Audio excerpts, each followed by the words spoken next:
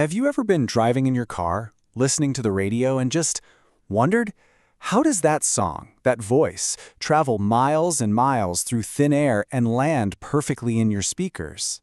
It's an incredible journey, and today we're going to trace that signal's path, from the studio all the way to you. Let's dive in. All right, just to give you some quick context, this is part 34 of a 40-part series on modern broadcast transmission by Virtualization Options LLC. We're going to be pulling our materials straight from this chapter, so let's get right to the heart of it. How does this whole thing actually work? I mean, really, think about that for a second. It feels like magic, doesn't it? But it's not. It's this amazingly engineered process that turns sound and video into invisible electromagnetic waves that travel at the speed of light. So, where does this wild journey even start?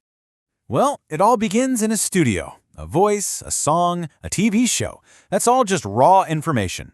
To send it out across the country, or even the world, we first have to put that information onto a special kind of wave, what we call a carrier wave. And this is the first, absolutely critical step. That process has a name, modulation. The easiest way to think about it is this. The carrier wave is like a messenger, just an empty vehicle.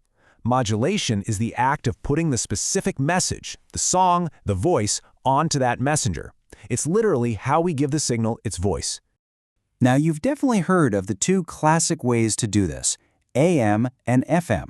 With AM, or amplitude modulation, the height of the wave changes to match the sound. It's a really simple method, but that simplicity is also why AM radio can get all staticky and noisy. FM, or frequency modulation, is a bit more clever. It changes the wave's speed or frequency instead. This makes it way more resistant to interference, which is why you get that crisp, clear sound on your favorite FM station. Okay, so our signal has its message. It has a voice. But right now, it's just a whisper. To be heard for miles and miles around, it needs to gather some serious strength.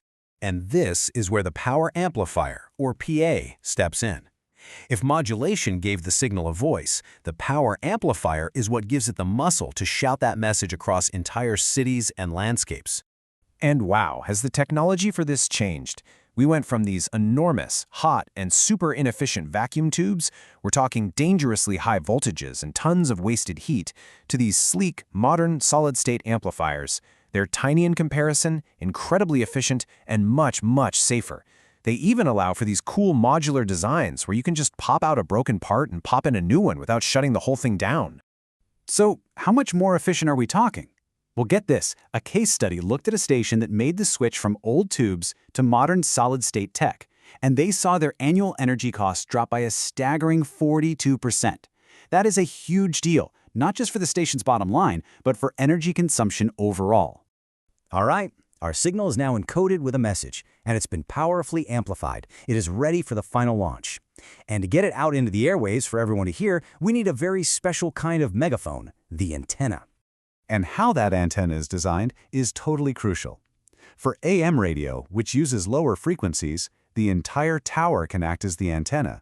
These signals can actually hug the curve of the Earth and even bounce off the atmosphere at night. It's pretty wild, and it's the reason you can sometimes pick up an AM station from 1,000 miles away. But for FM and TV, it's a whole different ballgame. They use higher frequencies that just travel in a straight line, what we call line of sight. That's why those towers have to be as tall as possible to literally see over the horizon to reach you. But, the signal's journey didn't just stop with analog. The next great leap forward, the real game changer, was the digital revolution, and it completely transformed what was possible in broadcasting. And I'm not exaggerating when I say it was a revolution. As the source of material puts it, these digital technologies opened the door to way better quality, a ton more content, and services that people couldn't have even imagined before. So what did this actually give us? Well, for radio listeners, it meant HD radio. And that brought three awesome things. 1, crystal clear static-free audio. No more hiss. 2, a single station could now broadcast multiple channels at once. That's where you get those HD2 and HD3 stations. And 3, all that cool info on your screen, like the artist, the song title, and even the album. And for TV, one of the unsung heroes is a tech called OFDM. I know, it's a mouthful, but it's the secret sauce behind the latest digital TV standard. Here's how it works. It basically chops the signal up into thousands of tiny little pieces. This makes it incredibly tough and resistant to interference. It's the reason you can get a stable, clear picture even when you're watching on your phone while riding in a car. And this all brings us to the final stage of our signals journey, the transmitter side of today. And let me tell you, it's no longer just a room full of radio gear. It's a fully integrated part of the IT world. I mean, just look at this. A modern transmitter site can be managed from basically anywhere with an internet connection. A dashboard like this could be on an engineer's laptop thousands of miles away from the tower, letting them monitor and control the entire broadcast just like it was a server in a data center. The world of broadcasting has completely merged with IT principles. Engineers use web pages to control the equipment. They get automated emails or texts if something goes wrong. And they even have to think about things like cybersecurity to protect the whole broadcast from attacks. It is a complete fusion of these two massive fields. So from a simple modulated wave to a complex IT-managed digital stream, the signals journey is just this incredible story of constant innovation. And it leaves us with one last big question to think about. As these two worlds, broadcasting and the internet, get more and more tangled up, what is the transmitter of the future even going to look like? Thanks for joining me on the journey.